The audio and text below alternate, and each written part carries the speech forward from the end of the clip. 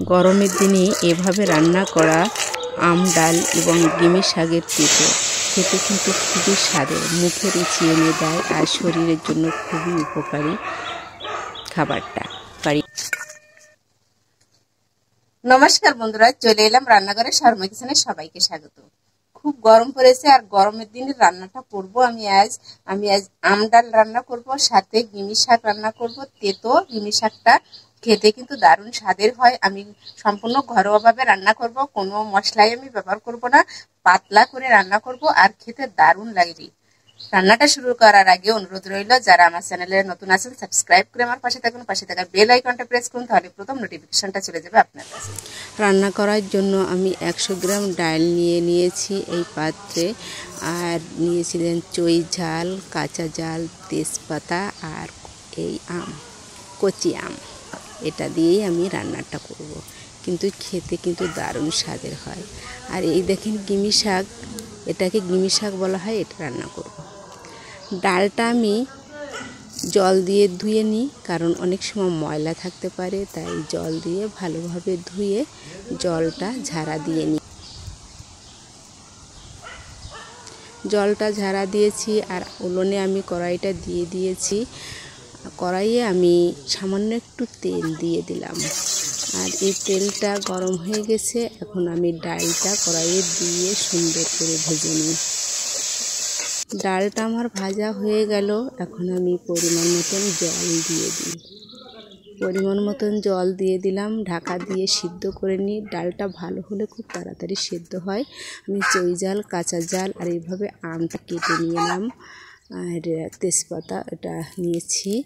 এটা দিয়ে রান্না হবে, আপনাদের আগেও দেখিয়েছি। ডালটা সিদ্ধ হতে হতে সব কেটে নিয়েছি। ডালটা আমার সিদ্ধ হয়েছে, সিদ্ধ হয়ে গেল। এখন আমি ডালের ভিতরে দিয়ে দিই কাটা আমটা দিয়ে একটু ঘুটে নিলাম। এখন পরিমাণ মতন হলুদ এবং পরিমাণ মতন লবণটা দিয়ে দিলাম। একটু ভালোভাবে হলুদ আর লবণটা মিশিয়ে নিলাম, আর চই ঝালটা এখন দিয়ে দিলাম। আপনারা যদি দেখেন ডালটা খুব গাঢ় হয়ে গেছে, তাহলে একটু গরম জলটা মিশিয়ে দেবে। আমি ডালটা নামিয়ে নিয়েছি আলাদা পাত্রে, আর কড়াইটা উনুনে দিয়ে দিলাম তেল, আর এখন দিলাম জিরে ফোড়ন, তেজপাতা ফোড়নটা দিয়ে দিলাম, আর দিলাম কাঁচা ঝাল। এখন একটু নাড়িয়ে নিই খুন্তি দিয়ে। ঝালটা ভাজা হয়ে গেলে আমি ফোড়নটা দিয়ে দিলাম।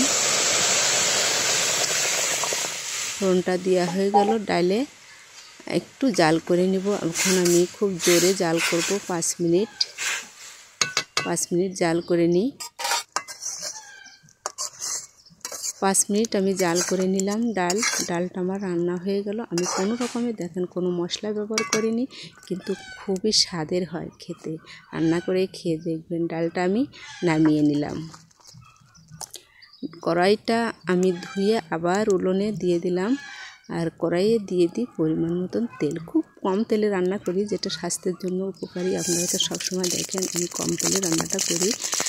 সরিষা ফোড়নটা দিলাম, আমি নিরামিষ রান্না করছি তো এই জন্য সরিষা ফোড়নটা দিলাম। আপনারা মাছ দিয়েও রান্না করতে পারেন, শাকটা খেতে কিন্তু দারুণ লাগে মাছ দিয়েও। আর নিরামিষ এভাবে রান্না করলেও খুব স্বাদের হয়। তাই আমি সরিষা ফোড়ন দেওয়ার পরে আমি সবজিটা দিয়ে দিলাম। এখন পরিমাণ মতন হলুদ এবং পরিমাণ মতন লবণটা দিয়ে দিলাম। এবার খুন্তি দিয়ে নেড়ে ছেড়ে আমি শাকটার গায়ে হলুদ আর লবণটা মিশিয়ে দিলাম। মিশিয়ে দেওয়ার পরে এখন আমি ঢাকনা দিয়ে 5 মিনিটের জন্য ঢাকা দিয়ে রেখে দিই। খুব অল্প সময় রান্নাটা হয়ে যায়। 5 মিনিট পরে ঢাকনাটা খুলে নিলাম। এখন আমি নেড়ে ছেড়ে সবজিটাকে সুন্দর করে রসটা টানিয়ে নেব, তারপরে নামিয়ে নেব। ভালোভাবে খুন্তি দিয়ে নেড়ে ছেড়ে অনবরত নাড়াচাড়া করতে হবে। আর খুব মিডিয়াম জাল রেখে কিন্তু সবজি রান্না করতে হয়। শাক যখন রান্না করবেন মিডিয়াম জাল রাখবেন, তা না হলে কিন্তু খেতে স্বাদে হয় না। রান্নাটা হয়ে গেল, আমি নামিয়ে নিলাম।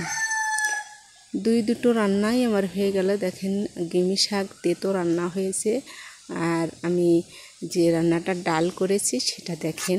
ডালটা আমি রান্না করেছি, খেতে কিন্তু দারুণ স্বাদের। এভাবে অবশ্যই আপনারা রান্না করে খেয়ে দেখবেন এই গরমের সময় নিরামিষ, এভাবে ডাল এবং গিমি শাকের তেঁতো। আমি গিমি শাক খেয়ে দেখি, খেয়ে আপনাদের বলছি কত স্বাদের।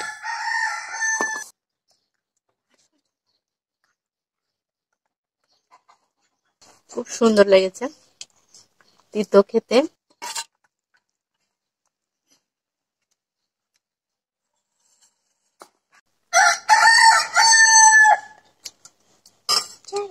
ডাল খেতেও খুব সুন্দর হয়েছে।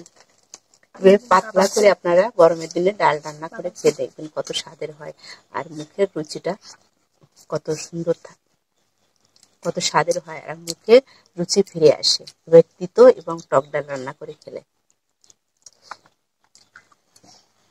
ধন্যবাদ আপনাদের সবাইকে পুরো ভিডিওটা দেখার জন্য। আবার দেখা হবে নতুন কোনো রেসিপি নিয়ে।